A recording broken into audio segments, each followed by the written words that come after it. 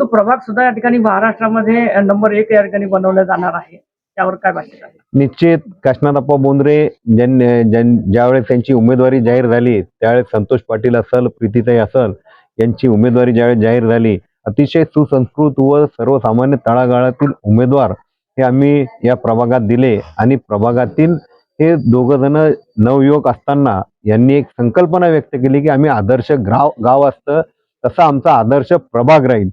चिखली हे गाव सुसंस्कृत व एक चांगलं विचाराचं राजकारण या चिखली शहरात होत होतं आणि याच्यातून आदर्श प्रभाग कसा निर्माण करायची ही संकल्पना आमच्या दोन्ही उमेदवारांकडून आली.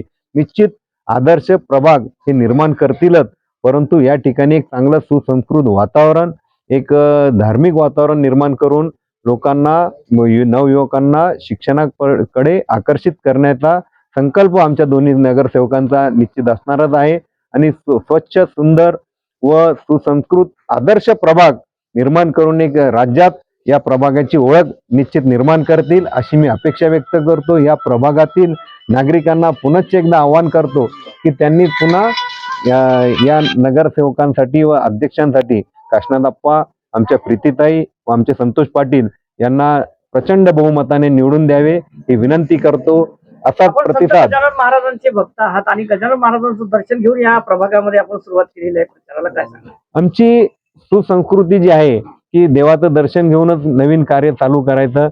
रेणुका माताच्या चरणी नतमस्तक होत असतो, राजुरेश्वराच्या नतमस्तक चरणी होत असतो आणि गजानन महाराजांच्या नतमस्तक चरणी होऊन आम्ही आमच्या कार्याची सुरुवात करत असतो. त्या ह्याच्यातील हा भाग आहे.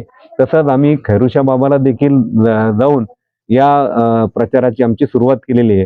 निश्चित आम्ही एक देवधार्मिक आणि सुसंस्कृत व निरपेक्ष व द्वेषमुक्त चिखली करायचं, कोणतेही नागरिकांवर दबाव तंत्र न करता हा प्रचार चालू आहे. आमचा हाच उद्देश आहे की चिखलीची सुसंस्कृती वाचवावी व एक आपलं चांगलं राजकारण, सुसंस्कृत राजकारण चिखली शहराला द्यायची, ती ओळख पुन्हा निर्माण करायचं आहे, ती मागच्या 5-6 वर्षामध्ये लोप पावत आहे.